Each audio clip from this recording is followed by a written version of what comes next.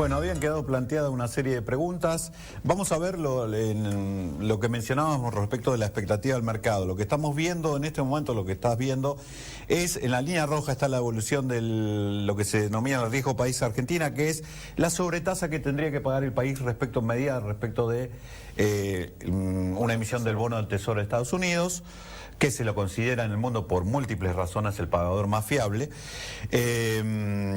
Y en comparación con el riesgo que tenían otros países importantes de la región, como Brasil y México, claramente nosotros estábamos muy lejos, pero lo sorprendente es que en los últimos meses nos venimos acercando, especialmente si uno mira los últimos días, a pasos agigantados. Y a esto hacíamos referencia cuando iban estas dos preguntas. ¿Cuál querés acometer primero? A ver. No, está claro. O sea, lo que muestra esto de alguna forma es que vos tenés, por un lado tenés una economía que está mal, está en recesión y con datos de fiscales malos, etcétera, y por otro lado el mercado financiero te está mostrando que hay una mejora del riesgo, o sea que estamos más lejos del default, cuando el gobierno se ha cansado de decir que estamos al borde del default. Entonces, ¿cómo se explica esto? Bueno, probablemente esto se explica básicamente por la cuestión de que el mercado descuenta que tarde o temprano hay algún acuerdo y que además, como lo mencionaste antes, faltan 500 días, no faltan 500 años, faltan 500 días nada más, y entonces el que venga va a ser un poco más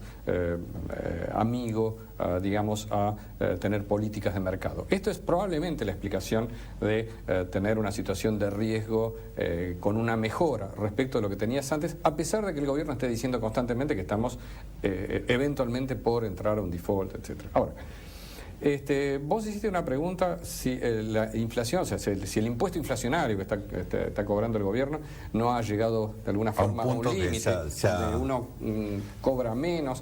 Bueno, hay varios estudios que te dicen, yo no diría que estos estudios son tan actualizados o sirven para el momento actual, pero en general la tasa de inflación a la cual vos empezás a perder plata en términos del gobierno no es 40%, sino es bastante más alta, está por arriba del 60% o una cosa por el estilo. Lo que eso da una idea es de que el gobierno por ahí todavía tiene margen para seguir financiándose con impuesto inflacionario. ¿Cuál es el riesgo? El impuesto inflacionario significa que lo que hace es emitir dinero sin problema, y entonces con eso paga, digamos.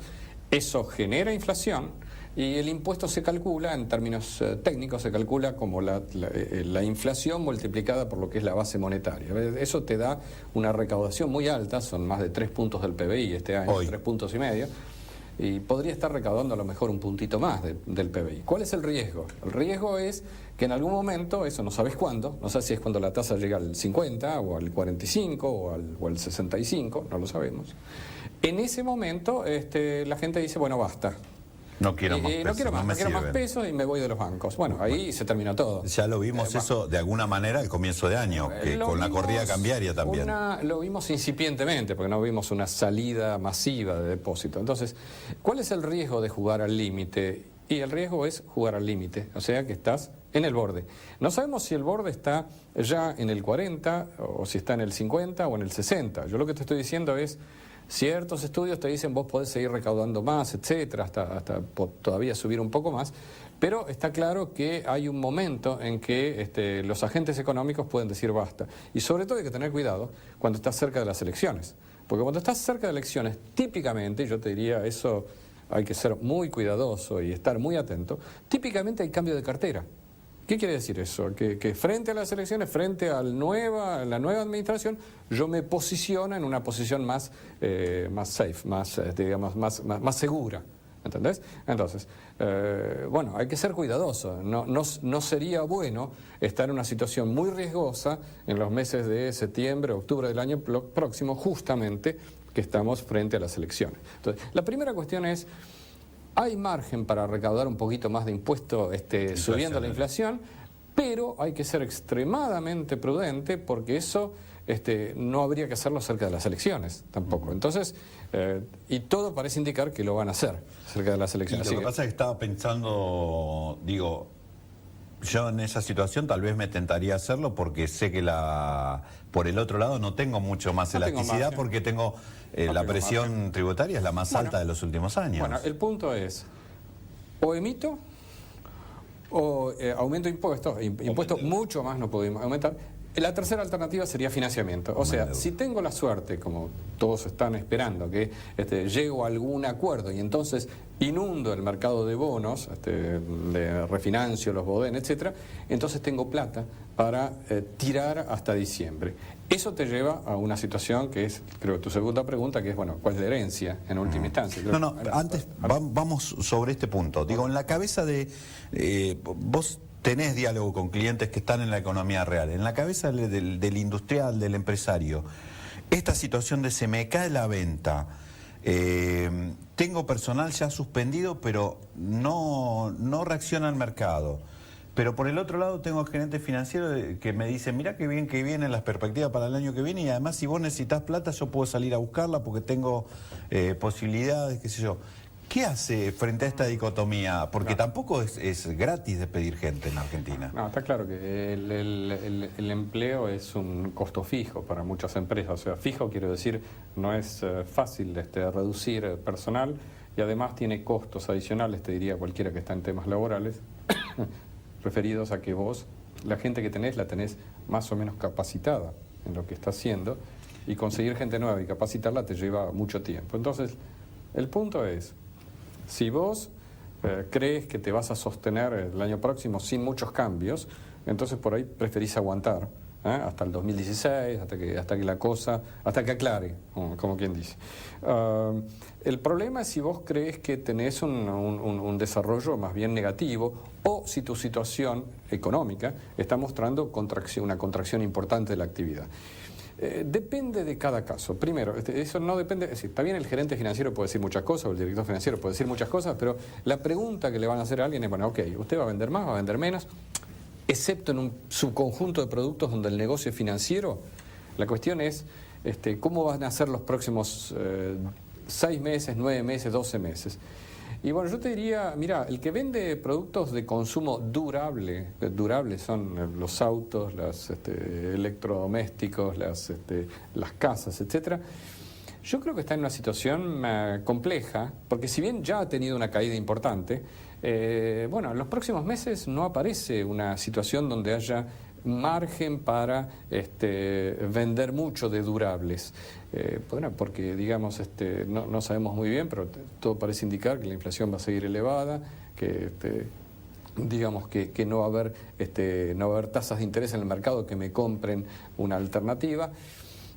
Comprar más durables después del Mundial, bueno, no sé cuántos televisores te compraste, pero digamos otro más después del Mundial va a ser difícil. Es decir, la parte durables la veo floja. Y la parte de no durables, o sea, de alimentos y bebidas, va a depender esencialmente de salarios y empleo, que por ahora no tienen buen pronóstico. Todo lo que te queda es ciertos productos intermedios que a lo mejor están mejor y que pueden sostenerse, me refiero a producción industrial de productos químicos, etcétera, o alguna producción para el exterior. Pero la producción doméstica, para el consumo doméstico, va a estar particularmente floja.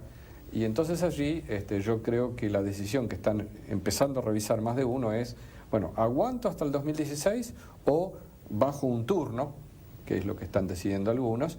Porque de esa forma, bueno, me quedo con el nivel de empleo que necesito para este año y medio. Para esta economía más chica, digamos. Exactamente. Me queda un minuto. Sí. En ese quiero que hagas referencia. Vos me decías, nuestra proyección era para este año una contracción del 1,4%. Sí. ¿No la han revisado a la baja? Mira, hemos revisado un poco, pero ese número va a estar entre 1 y 2%. Yo te estoy hablando en términos generales. Sí. Yo creo que va a estar más cerca del 1,5% la contracción. Algunos piensan el 2%, yo pienso más cerca del 1,5%.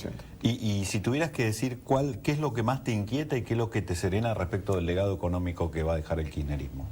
Bueno, lo que más me inquieta claramente es lo que no miran mucho, que es todo este problema de la deuda que tenemos, lo tenemos por un Estado que siempre ha sido desorden fiscal terrible. Es decir, si vos tenés un problema de deuda, es porque estuviste siempre déficit fiscal y nunca supiste resolverlo. O sea, la cuestión fiscal es grave porque el próximo gobierno tarde o temprano va a tener que encararla y bueno, es una gran decisión que tiene que hacer. Aspectos positivos, bueno, tendría que buscarlos debajo de la mesa, pero yo te diría, bueno, hasta ahora tenés una economía que tiene algún margen para emitir deuda. Bueno, eso está bien, el sector privado no está tan endeudado, pero digamos que ese es un elemento para una economía que tiene goza de cierta salud. Para una economía que tiene muchos ajustes que hacer, y yo creo que tiene muchos ajustes que hacer esta economía, digamos, es un pequeño elemento que te va a ayudar en la transición. Me gustaría que el gobierno que venga piense no solamente en salir en el corto plazo, sino en ir resolviendo los problemas. Esperemos que así sea, porque me parece que la economía argentina sigue teniendo una oportunidad en este nuevo contexto mundial y esperemos que la sepamos aprovechar de una buena vez. Gracias, Juan, ha sido un gusto. A ustedes tenemos una nueva cita el próximo viernes para ocuparnos de tus problemas que ya sabes son también los nuestros. Hasta la semana que viene.